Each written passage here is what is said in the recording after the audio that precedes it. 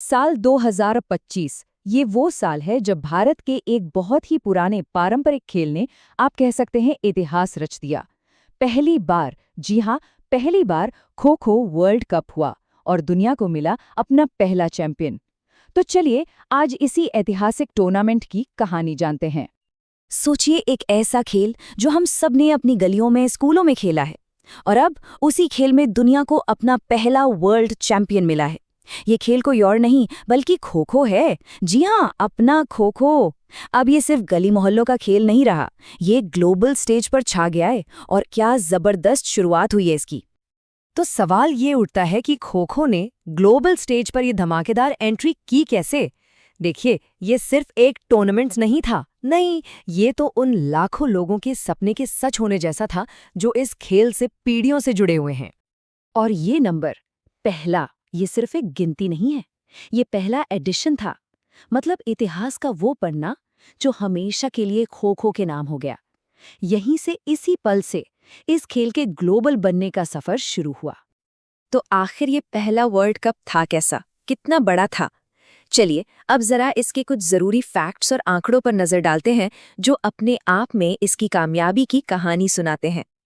तो ये हुआ था 13 से 19 जनवरी 2025 के बीच और वेन्यू था नई दिल्ली का मशहूर इंदिरा गांधी इंडोर स्टेडियम। इस बहुत बड़े इवेंट को मुमकिन बनाया इंटरनेशनल और इंडियन खो खो फेडरेशन ने मिलकर, मतलब पूरी तैयारी के साथ। और अब बात करते हैं इसकी सबसे बड़ी कामयाबी की, मतलब ग्लोबल पार्टिसिपेशन की। आप सोचिए, 23 देशों की टीमों ने इसमें हिस्सा लिया। कुल मिलाकर 20 मेंस टीमें और 19 विमेंस टीमें। ये आंकड़े साफ बताते हैं कि खो खो अब सिर्फ भारत का खेल नहीं रहा, ये दुनिया का खेल बन रहा है। और इसी ग्लोबल फीलिंग को एक लाइन में बहुत सही तरीके से कहा गया, द वर्ल्ड गोज खो। क्या कमाल की टैगलाइन है। ये सिर्फ एक लाइन नहीं थी, ये इस खेल के बड़े होते सपनों का, इसके एम्बिशन का एक सिंबल था। अच्छा, हर बड़े इवेंट के कुछ चेहरे होते हैं, कुछ सिंबल्स होते हैं जो उसे हमेशा के लिए यादगार बना देते हैं, है ना? तो चलिए देखते हैं कि खो खो वर्ल्ड कप को सफल बनाने में कौन कौन से चेहरे शामिल थे। तो इस इवेंट में जान डालने के लिए 2 मैस्कॉट्स थे। एक था तेजस, जो मेंस टीम्स को रिप्रेजेंट कर रहा था, और दूसरी थी तारा, जो विमेंस टीम्स का चेहरा थी। और इस खेल को दुनिया भर में पहुंचाने के लिए बॉलीवुड का भी तड़का था। ब्रांड एम्बेसडर थे सलमान खान और उनके साथ को ब्रांड एम्बेसडर थे टाइगर श्रॉफ। मतलब ग्लैमर और एक्शन दोनों ने मिलकर इस इवेंट को और भी बड़ा बना दिया। चलिए अब बात करते हैं टूर्नामेंट की सबसे एक्साइटिंग हिस्से की, यानी फाइनल्स की।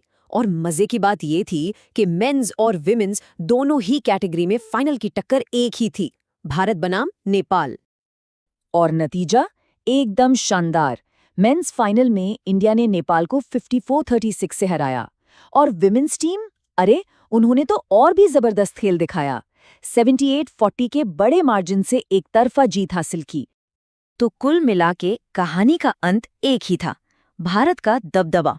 ये कोई एक जीत नहीं थी, ये तो डबल विक्ट्री थी, एक क्लीन स्वीप था। ये वाकई एक हिस्टोरिक पल था। भारत की मेंस टीम और भारत की विमेंस टीम दोनों ने अपने अपने फाइनल्स जीते और पहले खो खो वर्ल्ड कप की ट्रॉफी अपने नाम कर ली। और इस शानदार जीत को लीड कौन कर रहा था? हमारे 2 बेहतरीन कैप्टन्स। मेंस टीम के कैप्टन थे प्रतीक वाइकर और विमेंस टीम की कमान संभाली थी प्रियंका इंगले ने।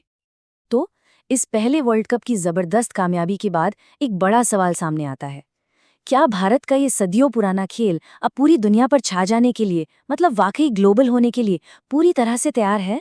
सोचने वाली बात है ना?